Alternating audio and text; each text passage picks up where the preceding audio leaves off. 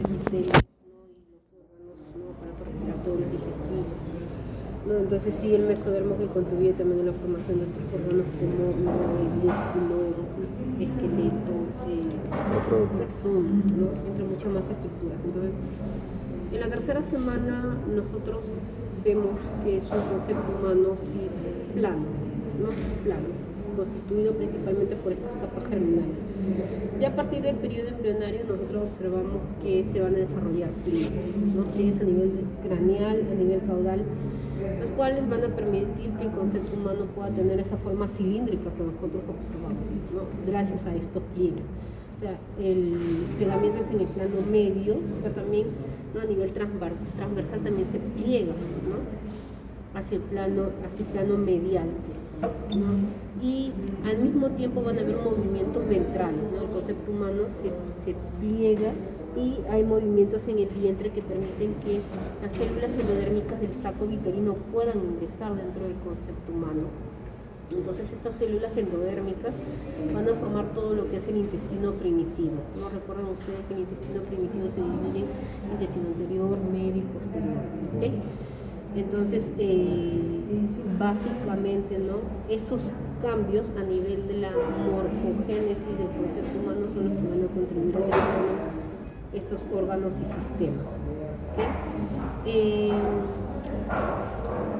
Luego, ¿no? Ya en el periodo fetal, ¿no? Que es a partir de la 9ª semana, ya vamos a poder observar que van a haber cambios en la morfogénesis que ya no van a ser tan trascendentales o tan notorios como los que se observaron en el periodo organogenético, ¿no? Básicamente en el periodo fetal va a haber un incremento del tamaño, va a haber un incremento del peso, ¿no? Maduración de los órganos que se forman, pero los principales cambios, los más notorios, son los que ocurren en el periodo organogenético, porque recuerden ustedes, al inicio era plano y al final ya tiene las formas cilíndricas. Al final, al terminar el periodo embrionario, que es la 8ª semana, ¿sí? Ya es un ser humano en miniatura, cuando hace 4 semanas era como una zapatilla completamente plana, y que de ahí ya pasan 4 semanas y es un ser humano en miniatura. O sea, son eventos, o sea, sumamente que trascienden, ¿no? Entonces, cada periodo sí es importante, ¿no? Por los eventos que se llevan a cabo, ¿no? Si nosotros quisiéramos hablar de un periodo crítico en el embarazo, todo periodo es crítico, ¿no? Pero como que los que pueden repercutir, ¿no? De manera muy amplia, ¿no? Pueden tener una mayor repercusión tercera semana, ¿no? Y este periodo embrionario, en donde podemos observar esos cambios importantes. En el periodo fetal, como les había manifestado, ya va a haber más que todo un incremento, ¿no?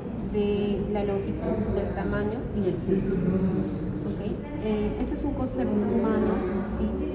En el cual ustedes van a determinar la edad de gestación que tiene de acuerdo a las características, ¿ya? De acuerdo a las características externas. Por ejemplo, si hablamos del inicio del periodo fetal, de la 9ª semana, básicamente la cabeza constituye, ¿no? La mitad del cuerpo. Es mitad cabeza, mitad cuerpo. O sea, la cabeza es una de las zonas, ¿no? De gran desarrollo, de mayor desarrollo. Okay. Al inicio de la 9ª semana vamos a observar que los ojos van a estar lateralizados. Las orejas son de implantación baja. Entonces, al tener los ojos lateralizados, el concepto humano va a tener el aspecto no muy humano. Ustedes han visto a un marciano, los ojos están, ¿no? Lateralizados, ¿no? Entonces, más o menos tiene ese aspecto. Okay. Luego, ¿no? En la semana número 12 ya vamos a observar que los ojos de lo que están lateralizados ya se van a orientar más hacia el frente, ¿no? Y ya van a tener más o menos un aspecto más humano. Va a ser de todas maneras adelgazado, va a estar flaco, adelgazado, pero ya va a tener más características humanas, ¿okay? Más características humanas. La piel en esta etapa de desarrollo, en el promedio entre 9 y semana número 12, es delgada, rosada, se pueden observar los capilares sanguíneos, aún todavía no es robusto, ¿no? Y ya más o menos a partir de la 12ª semana en adelante va a haber, si bien es cierto, todavía antes de la 12 semana el crecimiento no era muy importante, y a partir de la semana número 12 va a haber un mayor incremento, ¿no?, en cuanto a la longitud y también a la ganancia de peso. ¿Okay? Algo que es importante en los cambios morfológicos que se dan en el periodo embrionario es que en este periodo la forma, la morfogénesis cilíndrica al inicio de la 4ª semana. En la semana número 5, un evento importante también es que ya se están formando el segundo grupo de riñones, que son los riñones mesonéfricos. Tienen que saber que en la etapa intrauterina vamos a encontrar 3 tipos de riñones: los pronefros, mesonefros y los metanefros. Los pronefros son riñones de vida muy efímera, ¿okay? Y los conductos van a formar parte del segundo grupo de riñones, que son los mesonefros, ¿no? Que más o menos van a estar hasta el segundo trimestre y luego dan la posta al tercer grupo de riñones, que son los metanefros, que son los que se van a convertir en los riñones definitivos del adulto. En microscopía ustedes van a ver mesonefros y van a ver metanefros. ¿Okay? Los pronefros, como son de vida muy efímera, más o menos una semana, desde la 4ª a la 5ª semana, están presentes, pero luego van a degenerar. ¿Ya? Hay algo que también es muy importante, que en un primer momento, si vamos a observar los esbozos de los miembros superiores e inferiores, vamos a observar que en un primer momento solamente van a haber rayitos digitales, ¿no?, que son como los esbozos de los futuros deditos, y al final del periodo embrionario vamos a observar que, ¿no?, por muerte celular, por apoptosis, ¿no?, cada una de los rayos digitales se van a profundizar, ¿no?, y van a dar origen a las falanges, de tal manera que al final del periodo embrionario ya vamos a observar cada falange separadita. ¿Okay? Eso es más o menos en la 5ª semana. En la 8ª semana, como les había manifestado, ya es un ser humano en miniatura, ¿okay? Pero aún todavía lo único que falta terminar es la fusión del maxilar superior y del maxilar inferior, y la palatogénesis también, ¿no?, para formar el paladar. Ese paladar está compuesto, ¿no?, por 2 partes que terminan fusionándose. Entonces, esa fusión del paladar superior y del maxilar, de las maxilas y de la mandíbula, termina en la semana número 12. Entonces, en la semana número 12, entonces ya está completamente terminado. Estamos hablando del primer trimestre de gestación.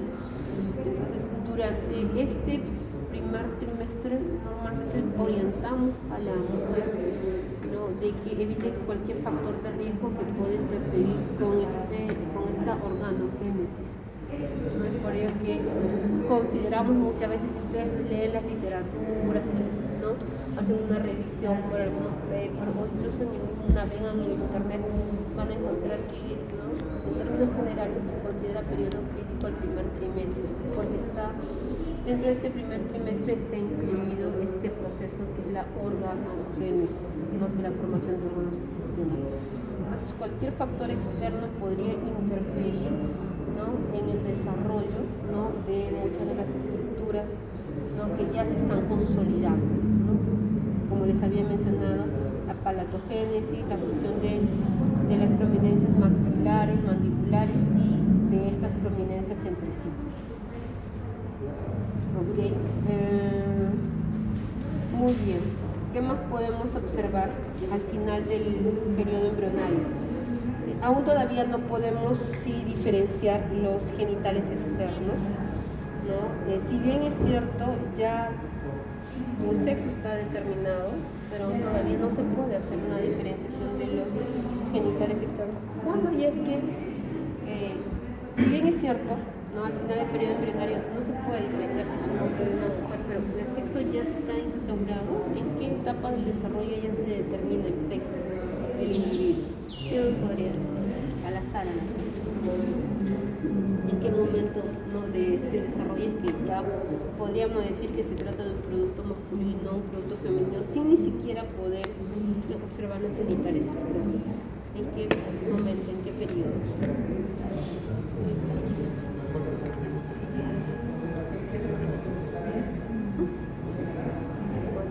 Nadie.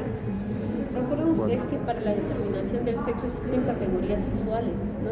Existe un sexo cromosómico, un sexo genético, un sexo cromatínico, un sexo total, ¿no? De acuerdo a los conductos, porque recuerden que el feto masculino, los conductos sí paramesonéfricos degeneran, y se lo generan los conductos mesonéfricos. En fetos femeninos, los mesonéfricos se degeneran y solo quedan los paramesonéfricos. Entonces, estamos hablando de sexo ductal en función de los conductos que permanecen. Hay un sexo sí gonadal de acuerdo, ¿no? A las gónadas que tiene el producto, ¿no? De acuerdo a las características secundarias. Entonces, para que yo pueda determinar a un individuo completamente normal, no todas sus categorías sexuales deben de coincidir, ¿no? Entonces,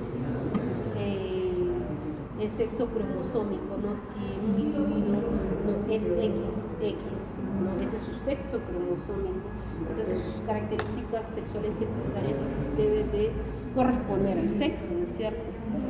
¿Okay? Entonces, pero, a la pregunta, a lo que íbamos, ¿en qué momento se determina el sexo ya del individuo? ¿En qué momento? Ya más o menos les he dado pistas porque estábamos hablando del sexo cromosómico. Bueno. ¿En qué momento? ¿En qué momento ya se